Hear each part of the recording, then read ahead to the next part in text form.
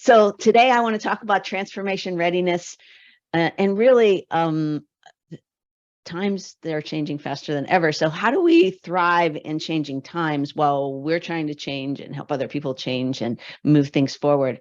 So as you may notice, change is happening faster and faster, and our ability to bounce back from setbacks is more important than ever.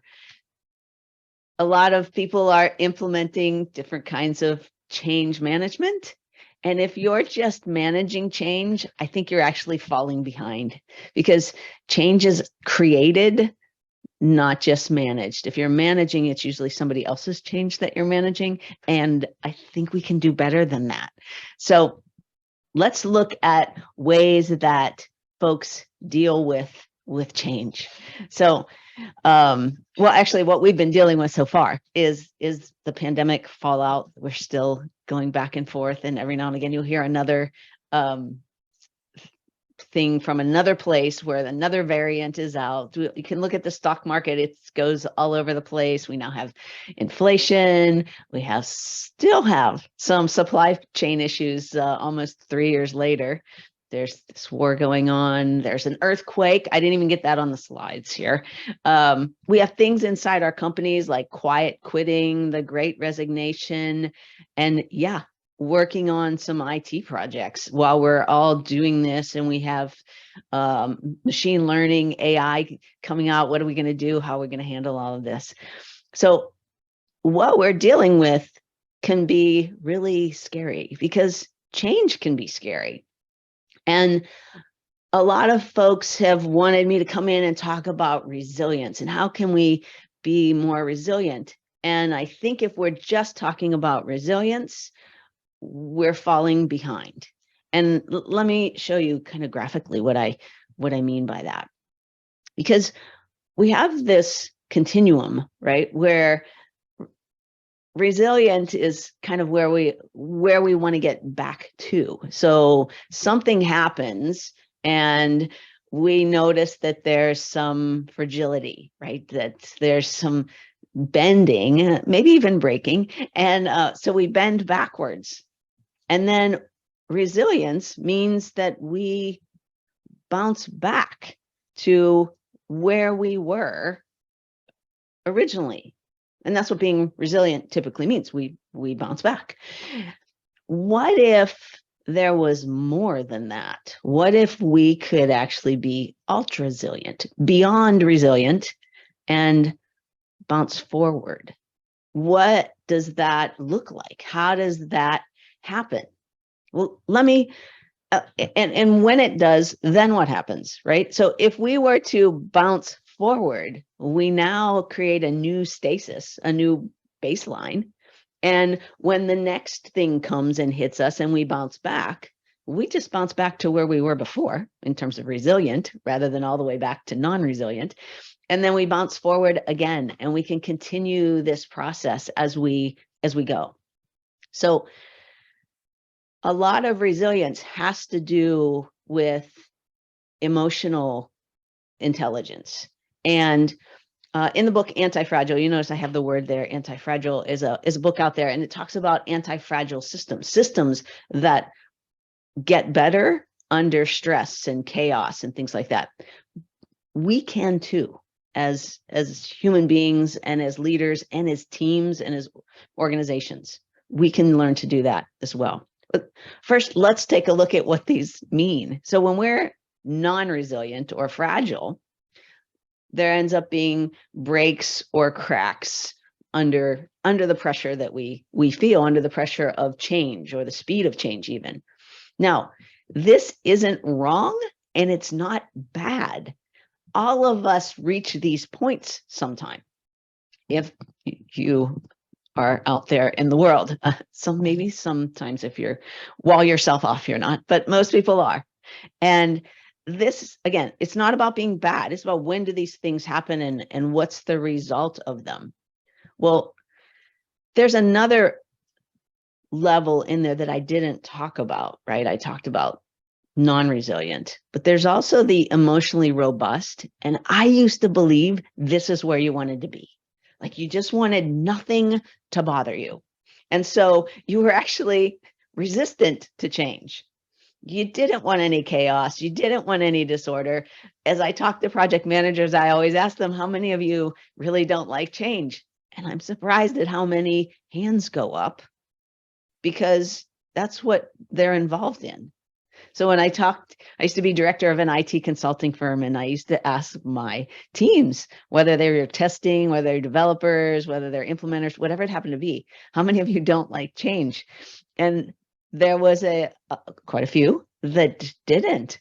And yet that's our job, right? That's what we're doing. We're taking systems into places and changing how they do business. So emotionally robust is resistant to this change. We try to avoid stress or challenges or uncertainty and risk. And when we do that, we stop growth. So when we're in this phase, we can change over time if we get beyond it. So understanding that we want to learn and we want to grow, it's something that when we're emotionally robust that we are resisting. So we shoot for the next thing, which is emotionally resilient. So this is, okay, when things are stressed, it bends, but it doesn't break. So you're able to bend under the stress, under the changes. We all do, because it's unexpected, but we don't break. We just bounce back, as Pee Wee Herman does here, to a previous state. And this is what most people, most teams, most organizations, this is what we shoot for. We shoot for being able to come back, the comeback kids. We root for those underdogs that, and every Disney movie seems to be this way, right? There's this hero and he's going along, and then, oh my gosh, something terrible happens, right? And then our hero bounces back and they're resilient and they get back to their hero status. But what if we could do more? What if we could bounce forward? There's the book I mentioned, Anti-Fragile, by Nassim Taleb. And this approach has to do with benefiting from challenges and uncertainty and variations. We know that there were people during the pandemic that became really successful because they were able to adapt to the changes. They were able to figure things out. They were able to move and help people in ways that they hadn't before, but now they can. And so whenever we're ultra resilient, we actually seek out challenges and stressors. We look for ways to improve because we understand that those challenges and stressors and those uncertainties and the unknown and the randomness of things actually helps us think better, react better, and be better. And so this allows us to bounce forward, not just bounce back, so that we can become better, stronger, faster, whatever it is that we need to do.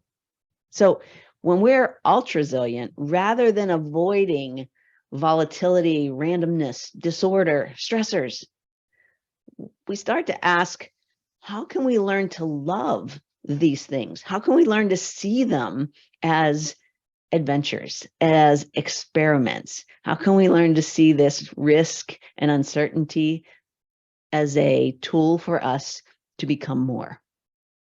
Now, some people think, oh, well, is that even possible? Well, that's a great question. It has to be possible because we already do it. Your body already does it. You saw on the previous slide, there's somebody lifting weights. We tear down our muscles in order to build them back up even stronger. We run or jog or bike in order to actually beat up our heart, make it beat faster so that it becomes stronger and more powerful. So if we can do these things physiologically, what makes us believe that we should avoid these things mentally and emotionally? See, your mind and emotions can do it too. So this presentation and transformation readiness is about using change as the stairs to higher level. Now, I know a lot of us like to take the elevator, but if we could learn to take the stairs, we're going to be able to develop those muscles and those skills as we move forward. Now, I want to encourage you not to kind of jump off the deep end here when it comes to being ultra resilient and go for the stressors that are the most imposing to you, but gradually learn and take those chances, take those risks, and see the way that you can respond and how you can grow. Look for those ways that you can move forward. So today, what we're going to talk about is, where are you now? And where are you going? Then we're going to talk about how to view this, how to create greater value through this journey. And then how emotional intelligence, and you'll see a definition, I'll put some things out here pictorially on a slide, how it's really the key, and it's not as scary as some people may think, especially when it comes to ultra resiliency. So step number one, where are you now? So what I want you to do, I'm going to come on camera here. What I want you to do is not go through these few questions and think, oh, I'll answer them later. No, I want you to answer them now. So if you have a piece of paper or something, go ahead and do that. And I just want you to write down right now, wherever you are, whatever it is that you're working on, whatever project that happens to be, what's your current process? Just, and you can just title it or whatever. What are you doing? And then what are your current tasks? Do you have those written down somewhere? Right? Hopefully you do, so you can check them off. I mean, how many of you love to check things off of your task list? I have people, okay, maybe I used to be one of them, that if I did a task that wasn't on my task list, I would write it on my task list and then check it off because I'd just done it. Any of you do that? Maybe, yeah. All right, you can raise your hand if you do. Awesome. So if you're doing these tasks, right? If you're following these processes, what value are you delivering? Because the key to change isn't just vision and planning and communication and training. The key to growth is focusing your team on the value generated by the change. When the value that you can see and that you can imagine, because that's really what it is, we're creating in our imagination, is greater than the resistance to the change, that's when things start to flow. And that's really what we want to create. So how can they most effectively create this value? That's really what we want people to focus on. So understanding where you are now is the key. And then where are you going? What will the future process look like? And how's that going to change? Because change is happening. And if you keep using the same process over and over again, you're going to be like Blockbuster was in the 80s and 90s, because there isn't a Blockbuster anymore, right? I think there might be one, somebody said. But then there was this other company, right? And they were going to mail you DVDs where you could rent them and then you just send them back. What does that company do? So who uses those anymore? People are like, oh, nobody does. Wait a minute, there's red boxes on just about every corner. So somebody does. But Netflix doesn't do it anymore. They've switched to something else. So what's that future process going to look like for you? And you can start to lay the foundation in your brain for thinking forward. That way, when you do get knocked back, you still have a vision to look forward to. So what are your future tasks going to look like? How's it going to be different than where you are today? And then what value will you be delivering as you look forward to what's coming next? Now, here's the thing. You may be wrong. We may all be wrong. We don't know. I mean, in January of 2020, when I was planning out 2020, I mean, I was going to speak all over the place. I was actually going to speak in Prague at the EMEA Global Congress for PMI. I was going to speak in Guyana. I was going to like all over the place. And I didn't get to go anywhere. And I just stayed here at home in Sugar Land, Texas. Those things happen. So how do we respond? How can I still deliver value when I'm not able to go be in front of the people that I wanted to be in front of, right?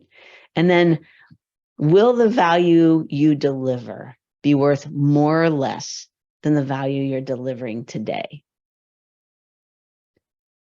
A lot of times, some of these questions are hard to answer because I'm asking you to use your imagination, use your creativity. And for many of us, we've stopped doing that. We take our orders, if you want to call them that, from higher up in our organizations, and then we do it. And that's what we're problem solvers. We solve other people's problems. In the future, if you want to become ultra resilient, it's about looking beyond that. So what value are you going to be delivering? And then how will you know? How will you know you're delivering more value or less value tomorrow than you are today? Well, this is the next part I want to talk about, which is measuring value. See, using the science of axiology based in math, you can learn a simple framework. I'm not going to teach you transfinite calculus and set theory today. That's not part of this, but that's what axiology is based in. You can use this framework to create greater value. So let me show it to you. This is very simply what this is, and it's the dynamics of that. You know, like aerodynamics allows you to fly an airplane when it doesn't look like it should fly. Value dynamics allows you to create greater value when you use these natural laws. So what are these? I'm going to spell them out for you here a little bit better. So the basics of axiology or value dynamics is this.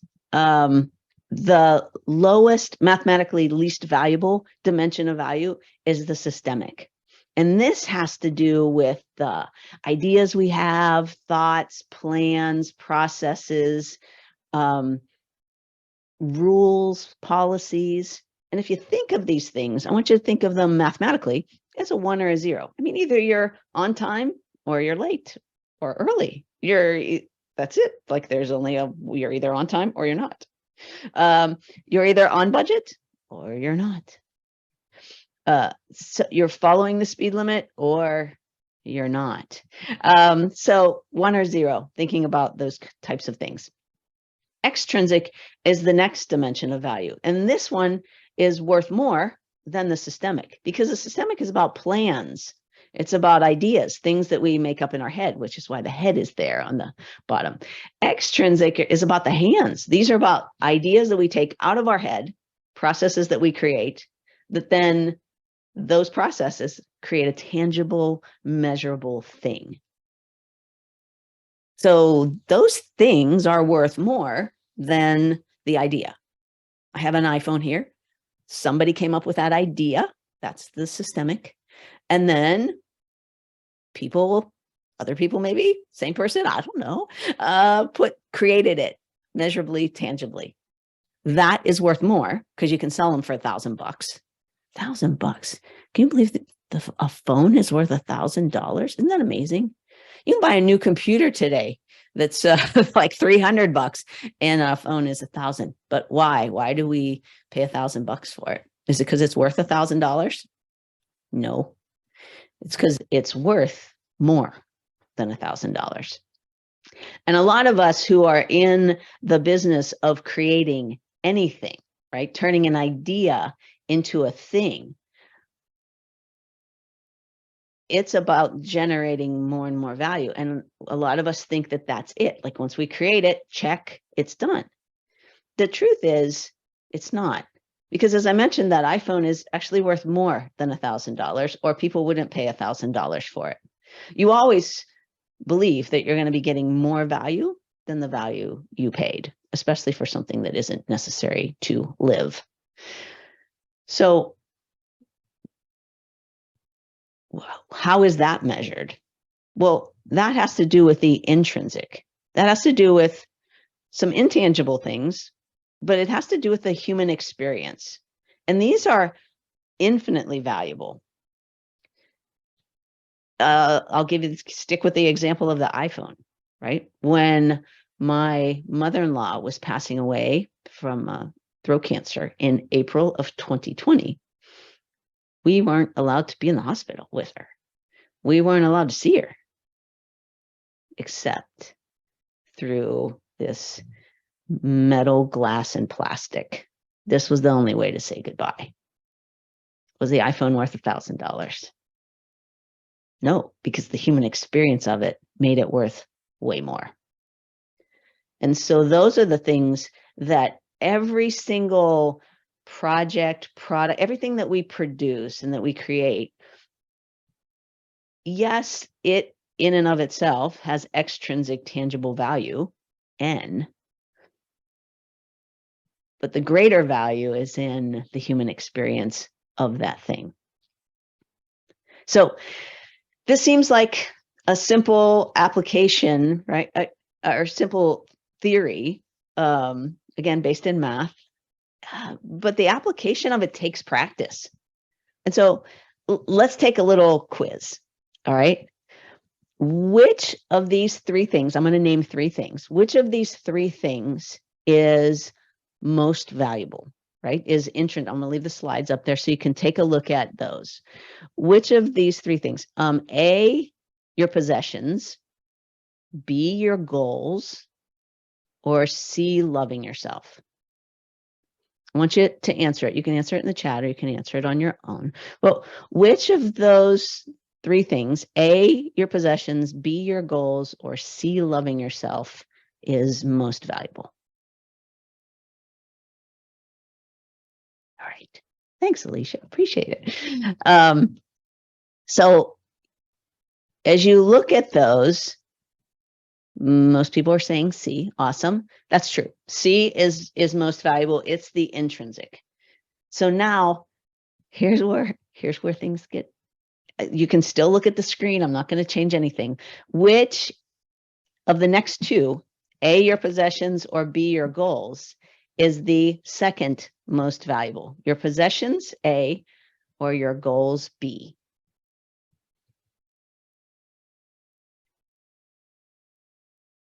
All right. Good. I'm seeing different answers now. You're not all saying C like you did on the first one. You all got the first one right. This is where, and this isn't to embarrass anyone. This isn't to make you feel bad or wrong. I just want to show you how our thoughts, which we're going to get to next, how our thoughts can transpose value even when the theory of it seems simple. So a number of you said B, your goals are more valuable than A, your possessions. And so if we're looking at the screen, which dimension of value is your goals? Can you touch them? Can you measure a goal? No, they're just created in our head and we just make them up. So the goal, the ideal, is systemic. What you create from it, let's say that's your possessions. And by the way, that I didn't say your car or your house. It could be your degree or diploma as it is there. It could be anything that you've accomplished, a task, a role, any kind of achievement that you've had. That is extrinsic. And so your possessions are actually more valuable than your goals, but that's not what we've been taught.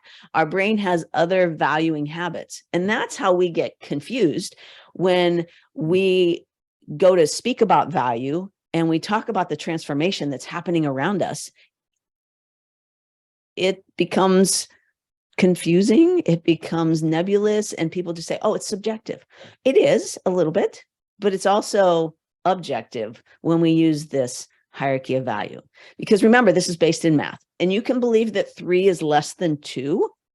And if you went through life and did your accounting with 3 being less than 2, it's going to diminish or even destroy the value that you would be able to create if you followed the system and said, okay, 2 is less than 3. So when you look at your tasks, when you look at your processes, when you look at the focus of your current work, which dimension of value are you focused in? Because if you want to be ultra resilient, we want to focus at the top, because systems can be hard and work can be hard. But when we see that the human experience of our work is going to be valuable, it pulls us forward. We want to do it. There's a big difference between want power and willpower. When you say, I will, I have to, I should, I must, a lot of times that feels like an extra burden. But when you say, I want to, I get to, I choose to, now we can focus on where we're going and the obstacles we're going to have to overcome and the challenges and the strength that we're going to get in that process. So how could you improve your work and your focus during your transformation? And by the way, I think all of our work has to do with transformation, because if you can start to focus on that, that's when you're going to see even greater success. Now, most companies, they're going to focus on the extrinsic tangible things, the deliverables, and also the systems and the processes and fine-tuning processes. By the way, those are all valuable too. I'm not putting those down. I'm not saying they're worthless. They're just worth less than the intrinsic. Oftentimes we focus so much on those that we miss the greatest opportunity to produce joy and fulfillment and the customer, the client experience and happiness. So in general, how can value generation be improved? When you focus on yourself and your team and on how you can improve the human experience, that's where you're going to make the biggest difference. So then, what does that look like? I don't know if you know this or not, but the human experience, as I describe my human experience with the iPhone and my mother-in-law's passing, there was this thing involved with the human experience that a lot of us try to avoid, and that has to do with emotions. So this has to do with the heart, right? That's what the intrinsic is all about. And emotions are about engaging the heart. So how can you bring emotion to your projects? This is kind of funny because, wait a minute, that's even scarier than the changes. Wait, we're not supposed to bring emotion to our projects. We're not supposed to bring emotions to business. Business is business. It's not personal. Emotions are personal. If you've ever heard that or believed that, you're getting in your own way, or whoever told you that is getting in your way, because I want to help you make sure that this isn't scary anymore. It's by proactively using what I call this TEAR framework. So what is it? The TEAR framework is about, well, it's about getting results. How do you get results? Everyone knows you take actions in order to get results. And this is where it gets a little funny, because what causes people to take action? People need energy to take action. And if you're not helping them with their energy in order to take the action to get to the results, then you might be just relying on their own, which is okay. Some people, a lot of people, you probably have a lot of energy to take those actions to get the results. There are also a lot of people who are stuck and frustrated. And so they have emotions that get in the way of them taking action. Emotion to me is energy. The E is energy in motion. And human beings need emotion. They need energy in order to take action. If you're avoiding it, or you're telling people they shouldn't cry or be angry or have these intense emotions, passionate, whatever it happens to be, because work is work and it's no place for emotion, then you're diminishing their capacity. Now, where do these emotions come from? And how can you, as a as a leader or even as an individual contributor, how can you manage and lead yourself when it comes to emotions? Well, our emotions come from our thinking. We can look at the same thing, you and I may look at it from one perspective and think that it sucks. And you may look at it from another perspective and see opportunity. And the only thing that changes is our perspective or our thinking. And so when it comes to change, there are common ways that we deal with change, right? We want different results. And so we take a behavioral approach, which says, okay, I'm just going to do it. We have to do these things. We must do these things. And sometimes we just quickly react and jump into the doing. And that's okay, except when we leave our head and our heart behind our hands, that causes that tension, that stress. That's supposed to be a spring. I know, I drew it myself. And that causes this tension, and that's when our body feels that, our brain goes into survival mode because there's a threat to our well-being. And when that happens, we feel it.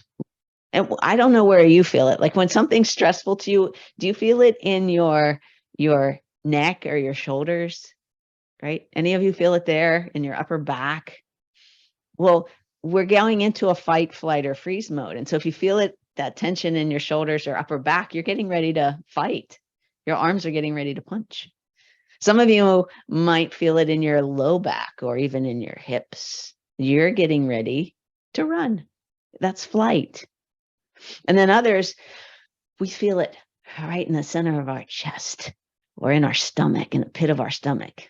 You're getting ready to curl up like an armadillo here in Texas and just freeze.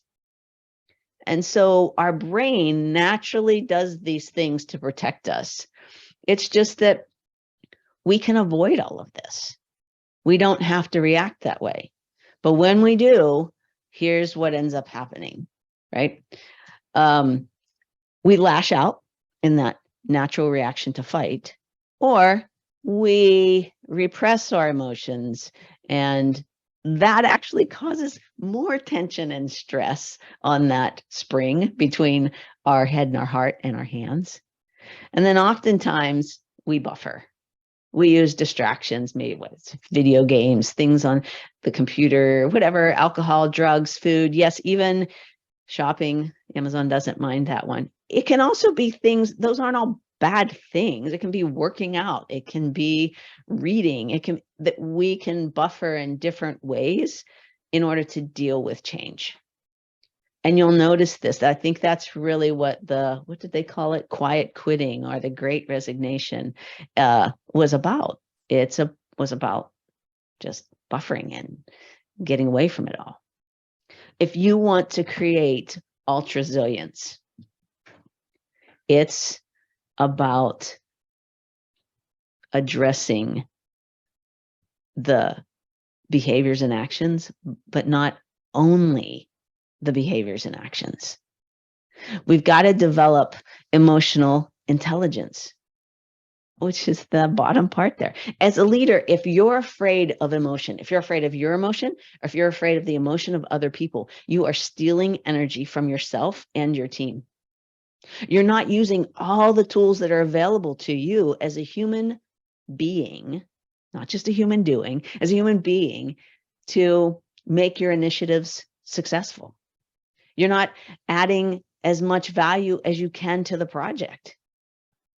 And oh, wait, a lot of us think that our project is only about delivering value to our customers, to our clients. No, my friend. This isn't just about delivering that kind of value. Value has to do with long-term and short-term value. It has to do with anyone your project touches, including you, including your team. Yes, your customers and stakeholders in that too. But yeah, those pesky team members of yours, they're important as well. So how are all of these folks going to be better at the end of your project, at the end of your time and your work together? How are they going to be better than they were at the beginning? How is this opportunity to participate in the creation of value going to make them better? And as a leader, you need to think about this in all three dimensions.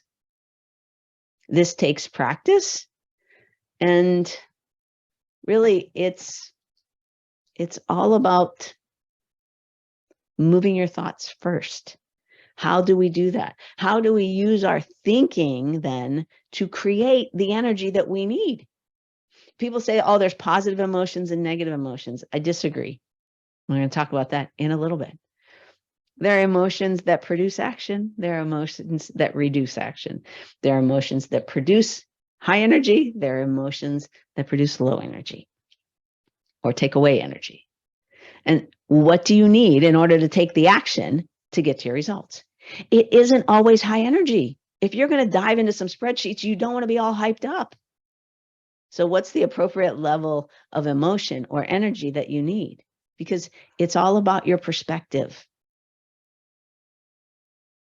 And when you're looking at emotion, there's a fine line between anxiety and excitement. I usually say anxiety is excitement without breath.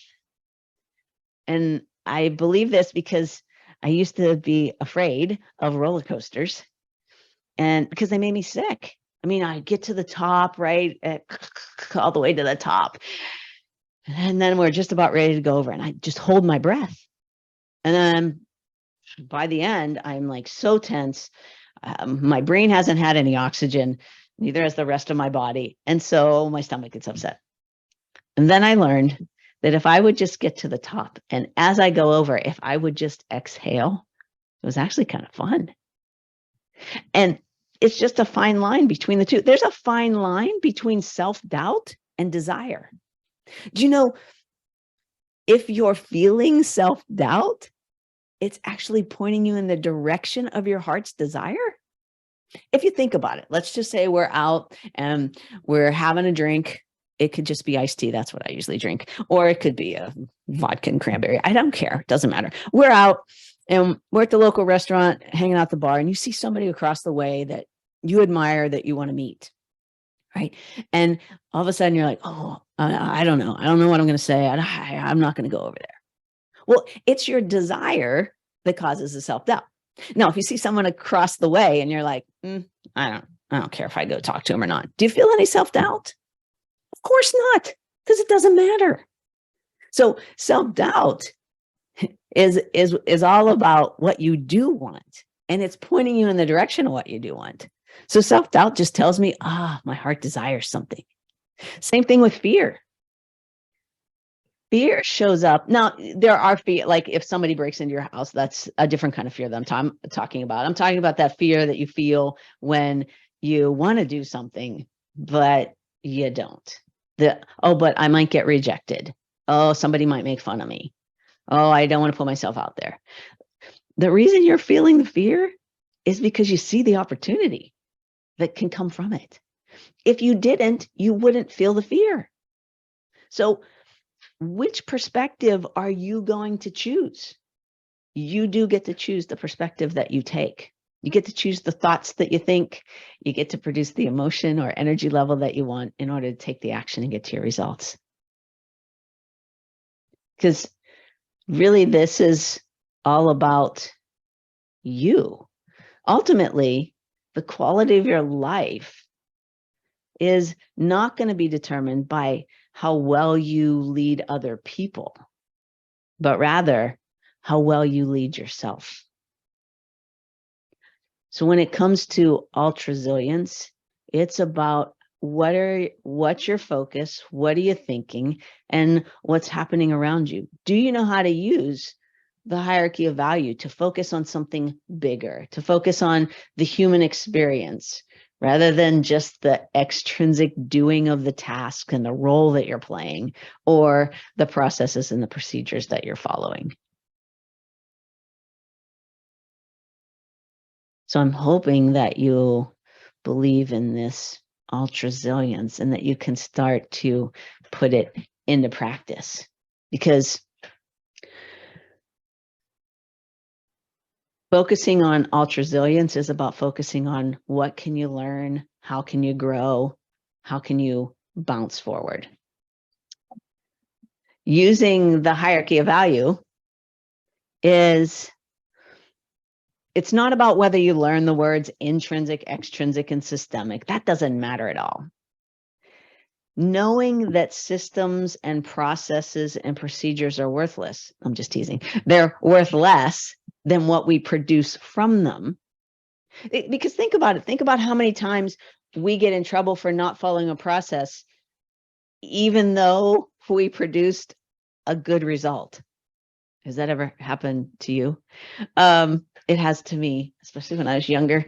That's where innovation comes from, by the way, is doing those kinds of things. So it's not just about the system. It's about what we produce.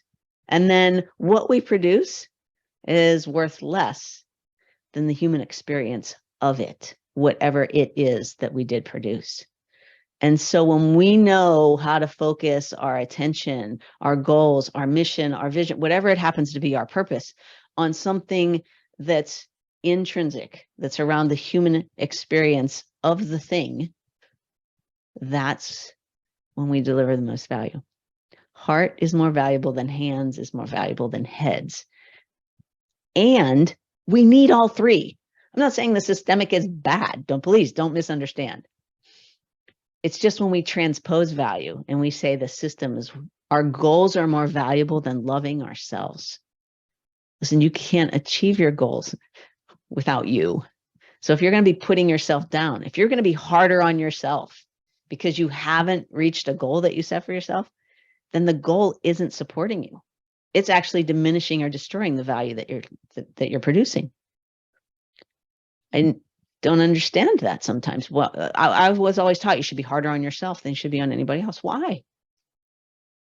Are they less human than me? Well, if I wouldn't be this hard on them, why would I be this hard on me? Well, it's because you're transposing value. And that's when we diminish the value we produce. So use the hierarchy of value and then focus on the foundation of the TARE model. And that's really your thoughts and emotions. The more you are able to handle emotion, especially emotions of other people, the more successful you're going to be. You got to be able to handle yours first, though. I know I said especially of other people, but you got to be able to handle yours first, because here's what happens. Somebody will come to you and you'll be uncomfortable, that's you, with their emotion. They're passionate, they're angry, they're crying, they're whatever. And you feel uncomfortable. And it's because of what you're thinking. More often than not, what are you thinking when somebody comes to you and they're crying or upset or angry? More often than not, and I mentioned this earlier, we think of ourselves as problem solvers. And so more often than not, we think that their emotion is something we have to solve. No, quite the opposite. It's their emotion. You didn't cause it. Even if an action or behavior that you did, they're telling you, you made me, whatever, that's not true. Their perspective of your action did. And so all we can do is acknowledge their emotion. Nothing to fix. They get to choose whether or not they fix it. But if you're in your world of emotional intelligence, if you're about fixing someone, no one likes to be fixed. That's your thoughts that are creating your emotions that are getting in the way of you taking a better, more value-producing action to get to your results. So think about these things as you go through your day. Take a look at things from a slightly different perspective. Allow your brain to shift and learn and grow and experiment, try some things out. Because I truly believe this. Things don't happen to you, they happen for you. And when you make that shift, you're able to generate more value and you're able to be ultra resilient. Traci, do you want to talk a little bit about the QR code there for everybody? Yeah, that QR code, if you, some people may be watching this on their phone, but if you're not and you scan that, it just takes you to my LinkedIn profile and you can connect with me on LinkedIn there. So that's all that's for. I just out a newsletter yesterday too, if you're interested in more stuff like this. There's a newsletter you can subscribe to out there on LinkedIn as well. Traci, we thank you so much for your time and for presenting with us today. My pleasure, Susan. Great to see you again.